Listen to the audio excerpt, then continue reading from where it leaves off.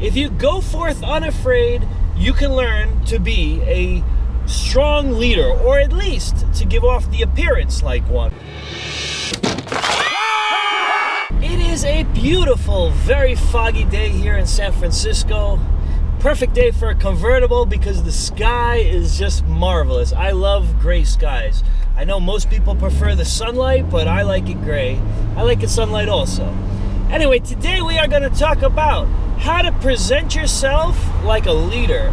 Now, some people genuinely are born with those skills. Straight up, they walk in the room, they command the attention of everybody in there.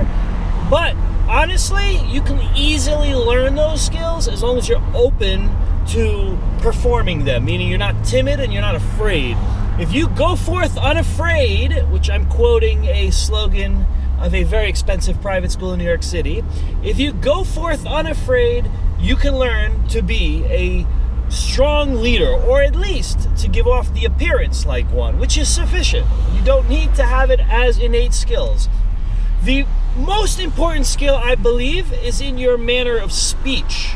A lot of speech skills determine whether you come across strong or like a wimp, straight up. And this is not just a manly thing, female, same story. So I'll tell you the first thing to start off with, one thing I'm guilty of that I try to change, but it's a challenge. Stop saying in between your sentences. Just wait and think through what you got to say. Honestly, it's not something I've conquered. You'll hear it in my videos. But I'm telling you, you're not supposed to do that if you want to come across strong, like a strong leader. If you look at the presidents and prime ministers of countries, they rarely speak like that. So the next thing to do is to have a strong, commanding voice. Do not be a wimp. Do not be like whispering like this. If that's not natural, learn to take vocal lessons so you can start belting it out. Seriously, belt that out. Ooh, I just got out of the correct lane. Oops. I didn't realize there's a difference in the two lanes. All right, you got to be able to belt it out. Next thing to do, stop talking so much. That's the biggest one, actually. Mumble mouths and people who ramble on, that is rarely the sign of a strong leader. Usually the person who is quiet and reserved and keeps to themselves, when they do open up their mouth, everybody listens. When quiet, calculated speaks, everybody listens, because they're not constantly yammering on and going on and on and on, and then to the point where they're ignored, where people's brains shut out those people. You want to be a strong leader who people listen to that person. So that's an important factor. To be heard, you have to only speak when necessary, not when unnecessary. Don't talk about nonsense. Now, there are occasions where sometimes it makes sense to be comical and jovial is the word I'm looking for. To goof around a little bit, to make someone laugh. Sometimes you win them over that way. But there's a very big difference to being comical and jovial and being a joker. And to quote Rodney Dangerfield, a joker gets no respect. If you're the kind of person who's always joking about, you're not going to be perceived as a strong leader. You're going to be perceived as a joker and a fool. So there's a difference between being funny and making people laugh and being a joker. You want to find that safe threshold. If you're not sure, err on the side of caution. Don't overdo the jokes. By the way, I'm on the marvelous Golden Gate Bridge, but you can't see it because there's so much fog. The whole bridge is gone. I'm on the thing. I can't see the bridge barely. This is quite beautiful in the fog. I gotta admit, it's beautiful, but it's a different feeling than when you come here and it's a sunny, beautiful day. Okay, so what else can you do to make yourself into a strong leader? Well, stop fidgeting. People who are playing with their phones while you talk to them, first of all, that is so rude. Never do that. Never, ever, ever, ever, ever do that. If you are using your phone or other device to take notes, always be sure to verbalize, I'm not playing with my phone, I'm taking notes. Because it's so rude when someone is doing this while you're talking to them. Also, don't fidget on your body. The people who have the restless leg, they're doing this the whole time, their legs are moving like this, that's a sign of weakness.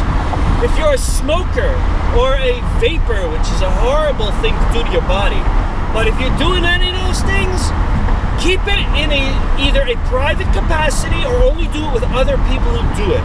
Because it looks also like a sign of weakness when you're puffing away every time you're nervous. Some people do it casually, smoke a cigar, go to a cigar club. It doesn't look like that. But when people are clearly stressed out and they need that cigarette, they need that crutch, that's another sign of weakness. Leadership, like look at Obama. He was a smoker. You never saw him smoke. There was some shots that photographers managed to capture him doing it in private. But he was a smoker, and no one ever saw him smoke in public because he was a leader. Whether you like him or not, politically is irrelevant. The point was, he kept the cigarette habit to himself. That's the point. If you have a crutch, either get rid of the crutch, which is the better option, or hide it. That's it. See, the thing is, a lot of leadership skills is about hiding things. You don't have to be a perfect human being. In fact, there's no such thing as a perfect human being. Everybody's got their flaws. But strong leaders hide the flaws in a way that it doesn't impact their ability to give off a strong impression. Now, the other factor is like when people shake their legs, or they're doing this and they're doing that, or they're playing with things, or they're making noise, or they're twiddling their hair. It's like, dude, relax. Grab a Ritalin or something. Cool down. It's not a strong impression. Strong leaders don't fidget or do those things. The other thing that strong leaders do is wow, that's a heck of a Porsche right next to me. It's beautiful. They give genuine feedback when feedback is due. So, if you have someone who's really helped you in life, you should not be afraid to say, dude, you are awesome. Miss, that was a phenomenal thing. You are a special person. You are a wonderful person. If you are timid and afraid to say those things, then you're not going to win people over in the way that a true leader wins people over. Strong people are not afraid to give compliments. Also, strong people are not afraid of the unknown. When there's a need to step up and no one will volunteer themselves, they're the ones who always volunteer. Alright? When there's no one in the room who puts their hand up to say, yeah, I'll be first, they're the ones who say, I'll be first. That's fine. Doesn't faze me. No fear. Have no fear. If you have fear, hide your fear. Pretend you don't have the fear. I just realized my GPS is telling me to make a right, but not here. I'm in the wrong lane. Oh, wow. Whoa, not get in front of the 18-wheeler. It's about to go by. That would really squish this little Mercedes SLK like a bug. Won't be doing that, but I am coming off the BMW. There we go. Let's get some speed going here. Get some speed. Been sitting in that traffic too long. So, now the sun just came out. Look at that. We get off the Golden Gate Bridge, and a minute later, marvelous. We are heading towards Sausalito in California, and it's really quite beautiful here.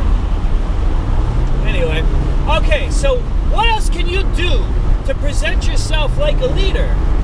You can do a lot of things, but it all comes down to being someone who is confident, strong, and not afraid, okay? You also have to take away the things that you see other people do that you don't like. Body language is a good one. Sometimes you sit there with someone and you can see right off the bat they're agitated or they're not enjoying their time with you. You don't want to be having that situation. You want to try to win them over. Now, one of the things you can do with body language that is a hack. It's straight up a hack. People like, oh my God, this tunnel's loud. Hold on 1 second. When you get through here, and then we'll continue. It's a short tunnel. Hold on. I think we just drove through a mountain. Like they carved that tunnel through the mountain. Whoa, my ears popped. All right. When you have somebody and they're clearly showing off their body language, there's a hack. You can mimic their body language. I kid you not. They put their hand like this, you put your hand like this. Mind you, no one ever notices you're doing that. You can literally do that. I mean, don't make it like the split second that you see them do that. Wait, hold on a minute. I need this turn here. Mind you, oh, my hair is blown in the wind here. Wow, this is some turn. Hold up. Alright. Mind you, if you see them do that, you don't have to do it this split second, okay? You could... Oh, nuts. I think my GPS sent me the wrong way. Yeah, look at that. I ended up in someone's private driveway. Anyway, hang tight. I have no idea, by the way, where I am. I'm following the GPS. I've been here before, but not enough times to actually know where I'm going. All right. So, they do this, you do this. Simple as that. You mimic their body language. If they sit leaning to the left, you sit leaning to the left or mirroring them, which would be to the right. Okay? There is a lot of hacks like that you can do. And it makes people like you because people like people who are like themselves. I think this was the road I actually needed here. People like people who are similar to themselves. And it's a psychological thing. It doesn't always work.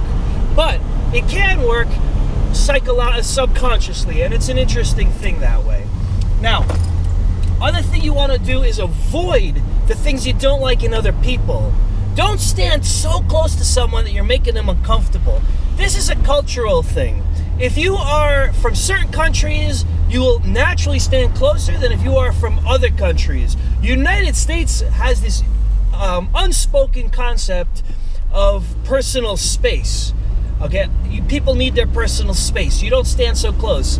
Other countries, and particularly the Middle East, I've been to in Asia, they like stand on top of you, and that's considered okay in their culture. It's not in North America. That makes the other person uncomfortable. So you want to be aware of personal space. I am in the beautiful hills of Sausalito, and it's an extremely steep incline.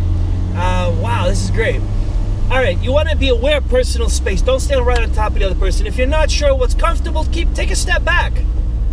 Read the other person's body language. If they take a step towards you, then it's okay. If they take a step back, don't get closer to them. That's, tight road, wow. Luckily, this car's tiny. Okay, the other thing you gotta remember, be aware of your body. Be aware of your body odor, okay? When people got bad breath, man, I don't want to talk to you. If you stinking out of your mouth, I do not want to talk to you. You want people to want to talk to you. You don't want them to be stepping away because they don't like the smell you're putting off. Body odor, breath, all that stuff. Be aware of that. If you are the kind of person and you are not self-conscious, find somebody who you trust to say, does my breath stink? Is that a problem? And if it is, take a Mentos, suck on a breath mint. Grab a Tic Tac, man. The package is 99 cents for, I don't know how many are in there. It looks like about 30 or 40. I don't personally like Tic Tacs. I don't remember the last time I had one. But, 1 minute. Hang on. All right. Hang on, I'm popping a Yui here. Okay, so now, other thing you gotta do, and this one is a little bit of a challenge for some people. You have to look people in the eyes. Not necessarily deep and intent the way I'm staring at you now, but you gotta look people in the eyes when you talk to them.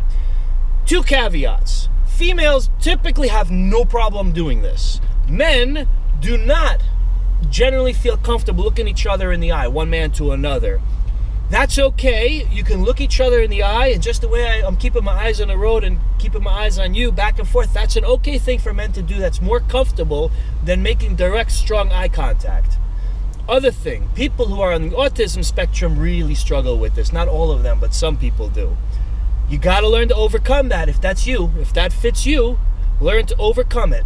Just ignore the discomfort and recognize that the person you're speaking to expects that from you. Again, if you are on the autism spectrum and you struggle with making eye contact and you want to have a position of leadership, you have to ignore how uncomfortable it is and recognize that no one thinks that's uncomfortable. I got to downshift to 1.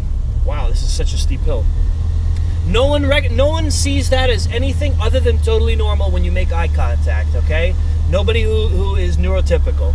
Anyway, so that, wow, this is such a steep hill.